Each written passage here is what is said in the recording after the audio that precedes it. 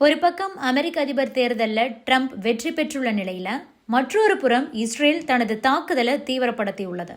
Hamas மற்றும் Hezbollah பயங்கரவாதிகளை ஒழிக்க வேண்டும் அப்படிங்கறதுல இஸ்ரேல் உறுதியா இருக்காங்க. ஈரானை எச்சரிக்கக்கூடிய வகையில பேசியிருக்காரு இஸ்ரேல் பிரதமர் பெஞ்சமின் நெதன்யாகு. இஸ்ரேல் மீது இன்னொரு தாக்குதலை ஈரான் நடத்தினால் அந்த நாட்டு பொருளாதாரமே முடங்கிவிடும் அப்படின்னு எச்சரிக்கை விடுத்திருக்காரு. அது பற்றி தான் நாம இப்போ விரிவா பார்க்க போறோம். அமெரிக்க அதிபர் தேர்தலில் ட்ரம்ப் வெற்றி பெற்றிருக்காரு அப்படிங்கிறது அனைவருக்குமே தெரியும். அவர் அடுத்த ஆண்டு ஜனவரி மாதம் அதிபராக போறாரு. அதற்கான பணிகள் தற்போது தீவிரமா நடந்து வருது. அமெரிக்க அதிபர் தேர்தலில் ட்ரம்ப் வெற்றி பெற்றிருக்கக்கூடிய நிலையில காசா மட்டும் இல்லாம லெபனான்ல இருக்கக்கூடிய ஹிஸ்புல்லா மீதும் தாக்குதலை தீவிரப்படுத்தி இருக்காங்க இஸ்ரேல். குறிப்பா வடக்கு லெபனான்ல இருக்கக்கூடிய ஜன் யாகூப் நகரின் மீது இஸ்ரேல் வான்வழி தாக்குதலை நடத்தியிருக்காங்க. அதுல குறைந்தது 14 பேர் கொல்லப்பட்டிருக்காங்க. மேலும் 15 பேர் காயமடைந்தனர். சிரியா அகதிகள் உள்பட 30 பேர் வசிக்கக்கூடிய கட்டடத்தை இஸ்ரேலிய ஏவுகணை தாக்கி அழிச்சிருக்க அதில் பலர் கொல்லப்பட்டிருக்காங்க.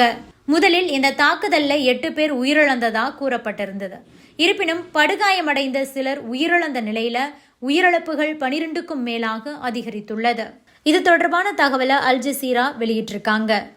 முன்னதா திங்கட்கிழமை பார்த்தீங்கன்னா தெற்கு லெபனான்ல இருக்கிற சீடோன் அப்படிங்கிற ஒரு பகுதியை அடுத்து இருக்கக்கூடிய சக்சியே அப்படிங்கிற ஒரு இடத்துல இஸ்ரேல் தாக்குதல் நடத்தி இருந்தது. அதுல குறைந்தது 7 பேர் கொல்லப்பட்டதாகவும் பலர் படுகாயமடைந்ததாகவும் லெபனான் சுகாதாரத்துறை தெரிவிச்சிருக்கு. அதே மாதிரி கடந்த ஞாயிற்றுக்கிழமை இஸ்ரேல் நடத்தின தாக்குதல்ல 57 பேர் கொல்லப்பட்டாங்க.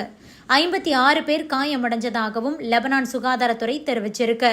கடந்த அக்டோபர் மாதத்திலிருந்து இஸ்ரேல் நடத்தின தாக்குதல்ல லெபனான் நாட்டைச் சேர்ந்த 3200க்கும் மேற்பட்டோர் உயிரிழந்திருக்கிறதாகவும் 14,000க்கும் அதிகமானோர் காயமடைஞ்சிருக்கிறதாகவும் அல் ஜசீரா நிறுவனம் குறிப்பிட்டுள்ளது. அமெரிக்காவில் யார் அதிபராக இருந்தாலும் அவர்கள் யூத நாடான இஸ்ரேலை ஆதரிக்கக்கூடிய ஒரு நிலைப்பாட்டை தான் எடுப்பாங்க. இதற்கு யூத லாபியும் முக்கிய காரணம். ஆனால் ஜனநாயக கட்சி அதிகாரிகளை காட்டிலும் குடியரசுக் கட்சி அதிகாரிகள் இருக்கும்போது இஸ்ரேலுக்கான ஆதரவு அப்படிங்கிறது ரொம்ப அதிகமாகவே இருக்கும். இப்போது ஜோ பைடன் அதிபராக இருக்கக்கூடிய நிலையில அவர் அவ்வப்போது இஸ்ரேலுடைய செயல்பாடுகளை வெளிப்படையாகவே கண்டிச்சுக்கிட்டு இருக்காரு. ஆனா அதிபர் தேர்தலில் வென்றிருக்கக்கூடிய ட்ரம்ப் முழுமையா இஸ்ரேலுக்கு ஆதரவான ஒரு நிலைப்பாட்டை தான் எடுப்பார் அப்படின்னு தெரியுது. மேலும் அவர் இஸ்ரேலுக்கு எந்த ஒரு கட்டுப்பாட்டையும் விதிக்கவே மாட்டார். அப்படிங்கிறதுனால ட்ரம்ப்புடைய வெற்றிக்கு பிறகு இஸ்ரேல் தன்னுடைய தாக்குதலை தீவிரப்படுத்தி இருக்கு. ட்ரம்ப் அடுத்த ஆண்டு ஜனவரி மாதம் அதிபராக போறாரு. அதன் பிறகு மத்திய கிழக்குல பல மாற்றங்களும் வரலாம்னு எதிர்பார்க்கப்படுது. இதற்கிடையில இஸ்ரேல் பிரதமர் பெஞ்சமின் நெதன்யாகு ஈரானுக்கு ஒரு எச்சரிக்கை கொடுத்திருக்காரு. அதாவது இஸ்ரேல் மீது ஈரான் எப்போது வேண்டுமானாலும் தாக்குதல் நடத்தலாம் அப்படின்னு சொல்லப்பட்டுக்கிட்டு இருக்கு.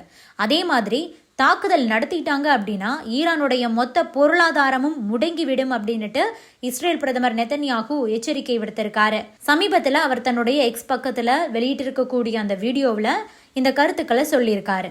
கடந்த சில நாட்கள்ல அவர் வெளியிடக்கூடிய 2வது வீடியோ இது. ஈரான் நாட்டை அந்த நாட்டு தலைவர் கமேனி தவறாக வழிநடத்தி வருகிறார். சமீபத்தில் தான் ஈரான் மக்களுக்கு நேரடியாக நான் உரையாற்றினேன்.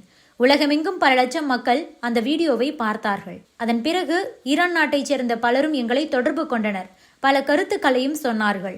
இதனை அடுத்துதான் நான் 2வது முறையாக ஈரான் மக்களுக்காக பேச முடிவு செய்திருக்கிறேன். கடந்த அக்டோபர் மாதம் ஈரான் இஸ்ரேல் மீது நடத்திய பாலிஸ்டிக் ஏவுகணை தாக்குதலால ஈரானுக்கு $2.3 பில்லியன் இழப்பு ஏற்பட்டு இருக்கிறதா நெதன்யாகு சொல்லியிருக்காரு.